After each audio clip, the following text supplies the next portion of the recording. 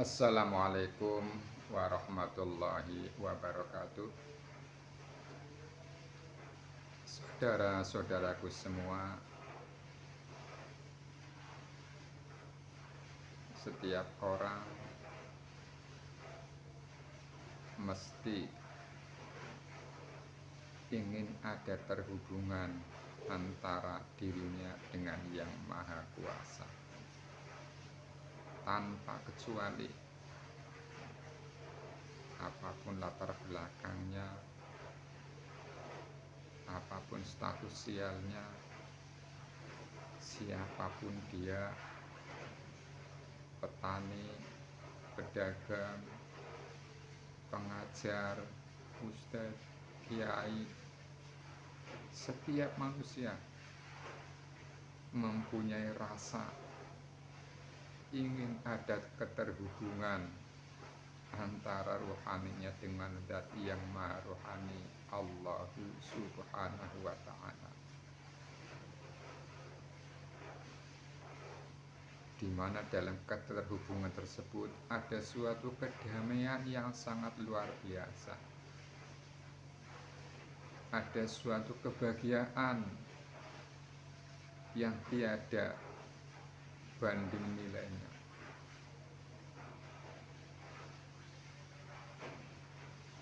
Kadang untuk mencapai keterhubungan tersebut, langkah-langkah yang dilakukan adalah dengan berhenti dari kebiasaan perbuatan yang tidak terpuji. Ada yang dengan mulai rajin menjalankan syariat agama,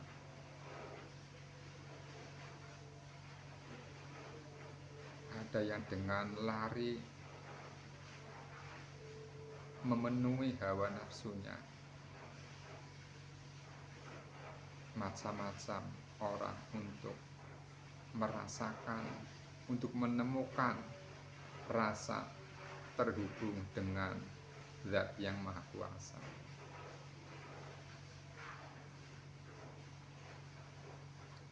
Apakah lalu dengan cara itu mereka menemukan,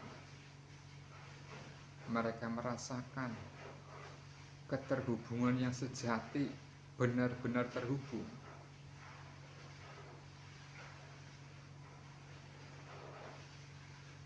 Itu tidak. Rasa nyaman, rasa tenang yang didapatkan itu bukan rasa nyaman dan tenang yang sejati yang dimaksud sebenarnya. Itu bukan. Karena itu masih relatif,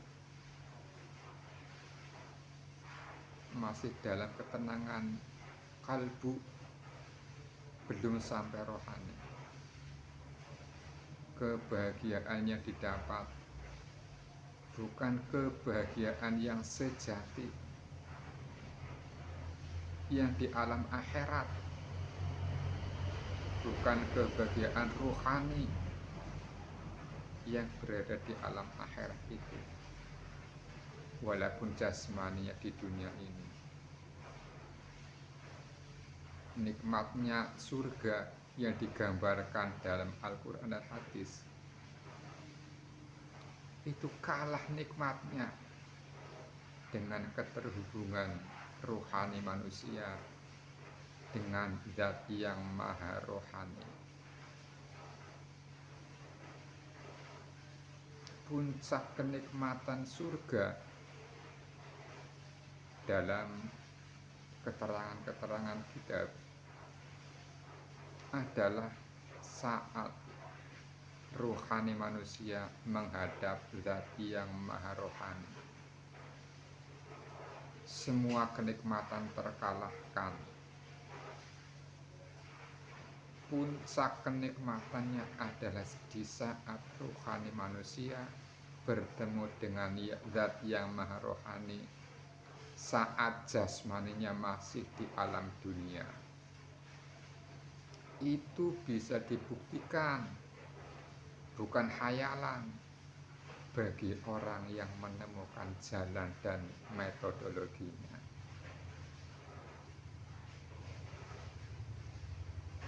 Surga yang digambarkan dalam Al-Quran itu adalah gambaran saja.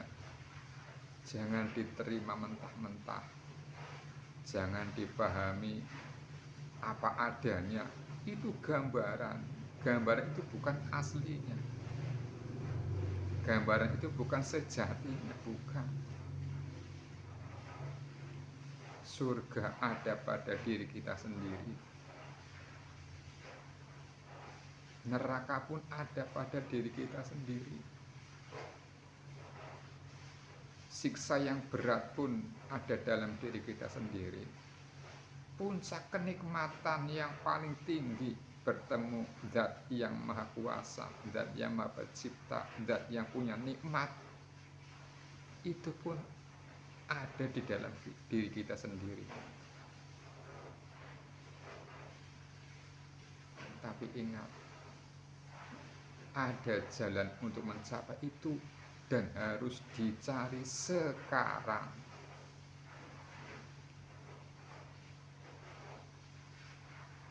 Surga pun akan kita dapatkan dan temukan sekarang. Neraka pun akan dapatkan dan temukan sekarang. Seluruh variabel-variabel akhirat, mulai dari alam barzah, kemudian kebangkitan, yaumul ba'ats, hari bangkitnya, hari kebangkitan, kemudian padang mahsyar,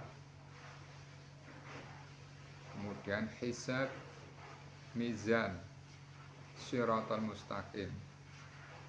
Itu adalah variabel akhirat yang bisa dibuktikan sekarang ini juga bila menemukan jalan dan metodologinya.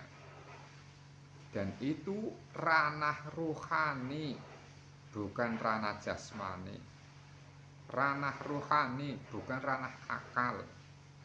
Kalau diukur dengan akal, nggak sampai.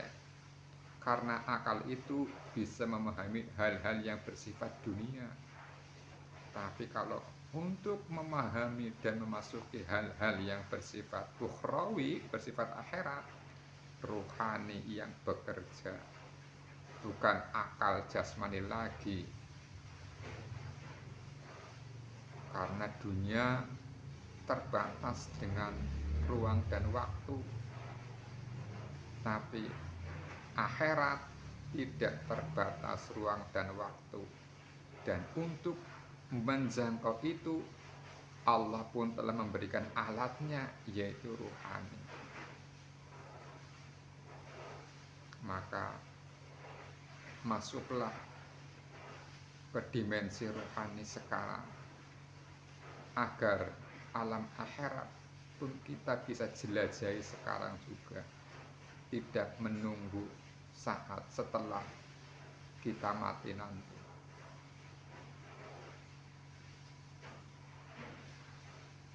Karena Rasulullah pun bertemu dengan Allah Subhanahu wa Ta'ala saat masih hidup dalam Isra Mi'rajnya. Bukti nyata, bukti Nabi Muhammad bisa bertemu dengan Allah saat beliau jasmaninya masih di dalam dunia, bukan setelah ruhnya berpisah dengan jasad, bukan. Wah, itu mukjizat khusus bagi Nabi. Kata siapa? Yang terjadi pada Nabi Muhammad bisa terjadi pada umatnya. Yang terjadi pada Nabi Muhammad bisa terjadi pada umatnya apabila menemukan jalan dan metodologinya.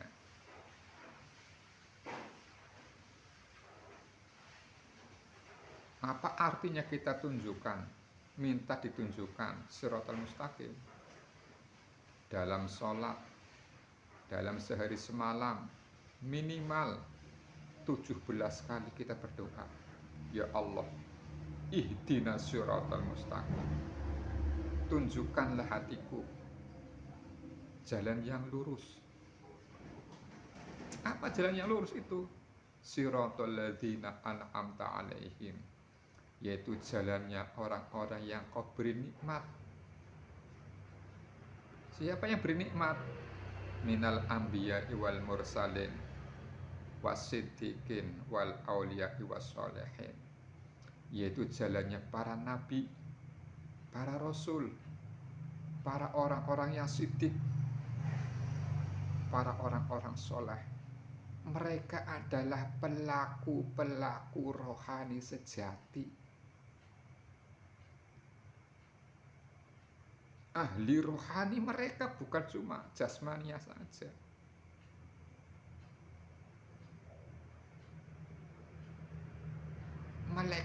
Mereka itu semuanya pelaku rohani sejati. Yang kenikmatan itu bukan berarti kenikmatan jasmani. Mereka adalah orang-orang yang telah mendapatkan kenikmatan rohani yang sempurna. Bukan kenikmatan-kenikmatan yang bersifat jasmani atau zuhiriyah. Itu bukan. Kenikmatan jasmaniyah adalah hawa nafsu.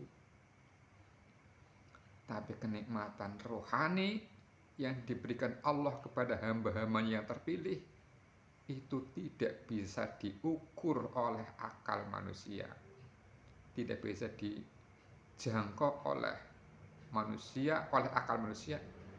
Bagaimana nikmatnya kenikmatan rohani tersebut hanya bisa dirasakan oleh pelaku-pelaku rohani juga yang telah mencapainya.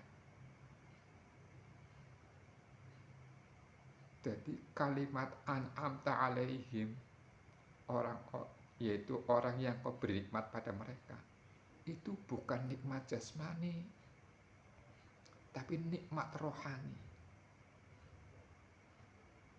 Yang untuk mencapai nikmat rohani tersebut harus perjuangan mati-matian dan habis-habisan.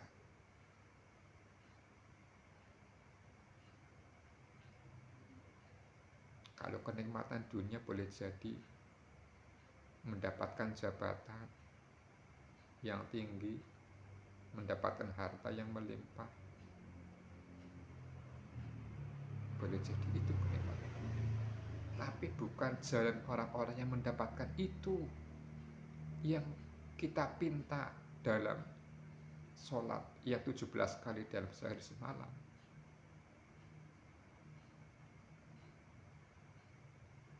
Tapi kenikmatan rohani yang puncaknya adalah bertemu dengan Zat yang Maha Pencipta, Allah Subhanahu wa Ta'ala.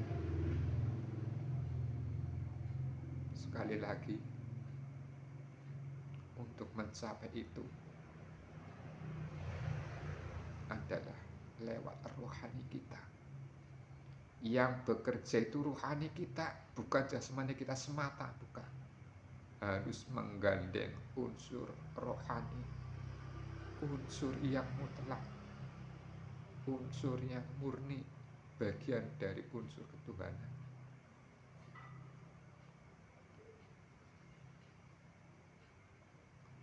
Sangat merugi sekali, sangat kufur sekali apabila manusia telah diberikan rohani dan mengabaikannya. Puncaknya kufur, kufur yang paling tinggi terhadap nikmat Allah adalah mengabaikan nikmat rohani. Tidak menggunakannya dengan semestinya, diabaikan begitu saja. Demikian saja dahulu yang bisa disampaikan. Semata-mata adalah mengingatkan untuk diri saya sendiri dan mudah-mudahan manfaat bagi pemirsa. Sekian saja. Terima kasih atas perhatian. Mohon maaf atas segala kesalahan dan kekurangan. Ilahi anta maksudi waridho kamatlubi. Wassalamualaikum warahmatullahi wabarakatuh.